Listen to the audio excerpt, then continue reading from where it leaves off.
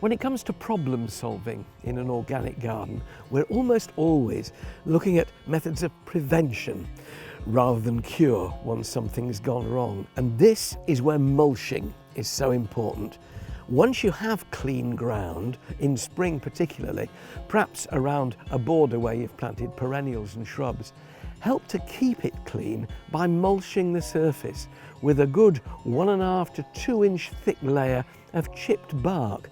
Garden compost if you like, but chipped bark has greater sterility and it prevents weed seedlings from pushing up underneath it. Spread it when the soil is moist and you get a double whammy. It'll seal in that moisture and stop plants from suffering from drought. Mulching for me every spring, vital.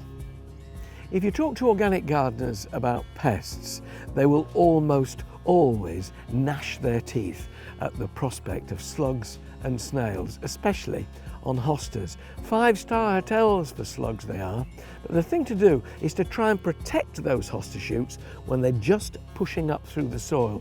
That first inch, 2 inches, that's when the plants are at their most vulnerable. And the way I do that is with copper collars. Slugs and snails apparently don't like crossing copper. It gives them some kind of electric shock.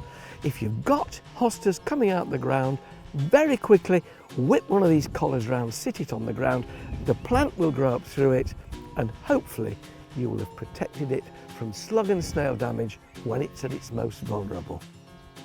When it comes to protecting plants in pots from slugs and snails in particular, I find pot feet really useful. It's a simple way of lifting the plant out of harm's way. I have 2 enormous pots with massive great Hosta sieboldii growing in them.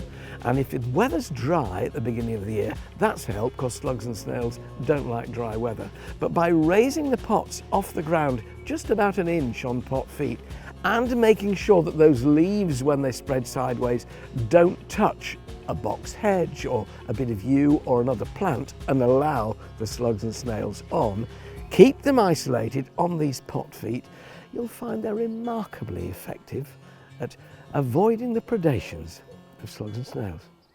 It never ceases to amaze me how many people talk about, oh, weeding in the garden, I hate weeding.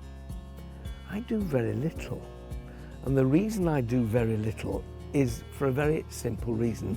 I plant things very close together, still with room to grow sideways a little bit, but once they've started growing sideways, the canopy of foliage meets, cuts out the light from the surrounding soil. There's no room, light, air or moisture left for weeds, so provided your soil is clean when you plant, and you plant close together in soil which has been well enriched with garden compost or manure, you'll find that your weed problem subsides. Fill your garden full of things you like, and there isn't much room for them. Companion planting is a wonderful term. It's a way of enlisting nature's help in your cultivations.